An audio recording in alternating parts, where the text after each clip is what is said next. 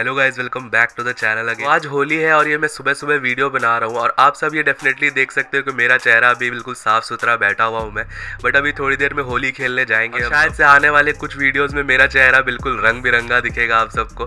तो डेफिनेटली उस चीज़ के लिए भी आप सब प्रिपेयर हो जाओ। एक और चीज़ जिसके लिए हम सब प्रिपेयर्ड नहीं थे और शायद से कोई प्रिपेयर्ड हो भी नहीं सकता है कभी भी, वो है पाउंड फॉर पाउंड की रैंकिंग। यूएफसी अपनी पाउंड फॉर पाउंड रैंकिंग्स जब भी अपडेट करती है तब कंट्रोवर्सी करती है, तब उसके पीछे डिबेट्स वगैरह स्टार्ट हो जाते हैं, लोग आपस में लड़ने लग जाते हैं कि भाई ये क्यों कर दिया, ये कैसे कर दिया। सिमिलरली अभी यही हुआ है, जॉन जोन्स को वापस से बना दिया है पाउंड फॉर पाउंड नंबर 1। वो अभी 9th पोजीशन पे थे पाउंड फॉर पाउंड की लिस्ट पे और सीधा उनको एक विक्ट्री के बाद जंप करा के दे दिया गया है पाउंड फॉर पाउंड नंबर 1 का स्पॉट और उनको डेफिनेटली अब बना दिया है पाउंड फॉर पाउंड के। और इससे बहुत सारे लोग अग्री नहीं कर रहे। आप एज अ फाइट फैंस भी आप में से कुछ लोग ऐसे होंगे जो इस चीज से अग्री नहीं करते, क्योंकि देखिए ये पाउंड फॉर पाउंड की कंट्रोवर्सी एक महीने में दूसरी बार हो रही है। इवेंट में भी हमें पता है यूएफसी 284 के बाद एक कंट्रोवर्सी हुई थी जब अलेक्जेंडर वोल्कानोव्स्की और इस्लाम मकाशेव का मैच क्लोज था, लेकिन हमें पता था कि उस मैच की डील यही थी, एक अनऑफिशियल डील यही थी कि जो भी उस फाइट को जीतेगा उसको पाउंड फॉर पाउंड की रैंकिंग देगी। यूएफसी ने भी ऐसा एडवर्टाइज करा था, लेकिन हम सबको पता है कि यूएफसी ने इस्लाम मकाशेव को पाउंड फॉर पाउंड नंबर 1 की रैंकिंग नहीं दी है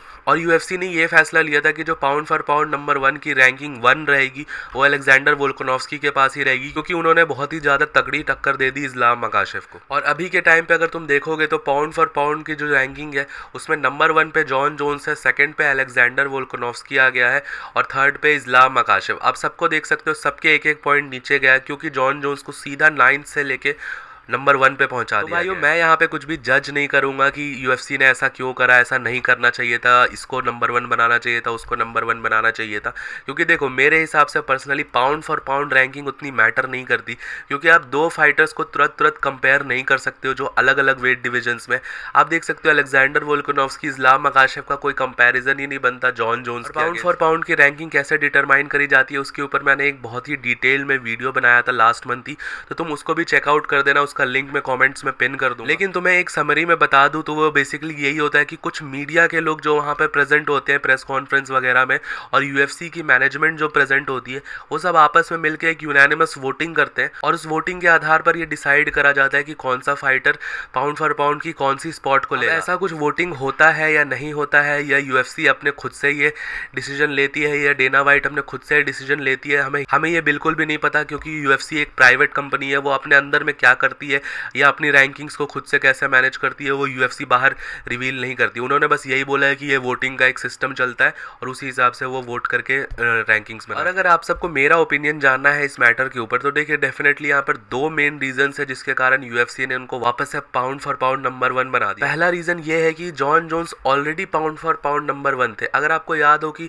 अराउंड 1-1.5-2 साल पहले जॉन जोन्स नंबर 1 पे थे पाउंड फॉर पाउंड डिवीजन में, उनको फिर टेक ओवर करा था कमारू उस्मान ने। जब वो उस्मान अपनी पूरी टाइटल रन पे थे, मास्विडाल वगैरह को नॉकआउट कर दिया था, तो उसके बाद उस्मान ने टेक ओवर कर लिया था जॉन जोन्स को पाउंड फॉर पाउंड नंबर 1 में। तो वैसे धीरे धीरे जॉन जोन्स की रैंकिंग खिसकते रही पिछले 1-1.5 सालों में और वो ऐसे ऐसे धीरे धीरे करके नीचे आ गए। उनके नीचे आने का मेजर रीजन कोई भी लॉस या कुछ भी खराब चीजें नहीं थी, बेसिकली इनएक्टिविटी के कारण वो अपनी पाउंड फॉर पाउंड रैंकिंग से नीचे आ गए। उससे पहले भी बहुत टाइम से वो पाउंड फॉर पाउंड नंबर 1 की रैंकिंग को होल्ड करे आ रहे थे 2016-17 से।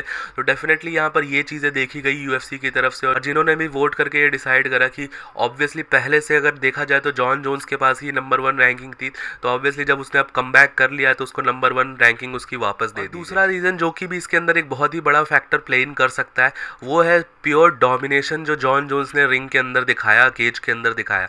हम सब ये पहले से ही बातें कर रहे थे कि क्या अगर सिरिल गान को जॉन जोन्स हरा देता है या एक नॉकआउट वगैरह कुछ निकाल देता है तो क्या उसको नंबर 1 की रैंकिंग दी जाएगी। लेकिन जॉन जोन्स ने सिर्फ सिरिल गान को फिनिश ही नहीं करा, फर्स्ट राउंड के 2 मिनट के अंदर ही सिरिल गान को चोकआउट करा दिया, जो कि एक बहुत ही इंप्रेसिव विक्ट्री है, उसको किसी भी तरीके से डिनाई नहीं करा जा सकता।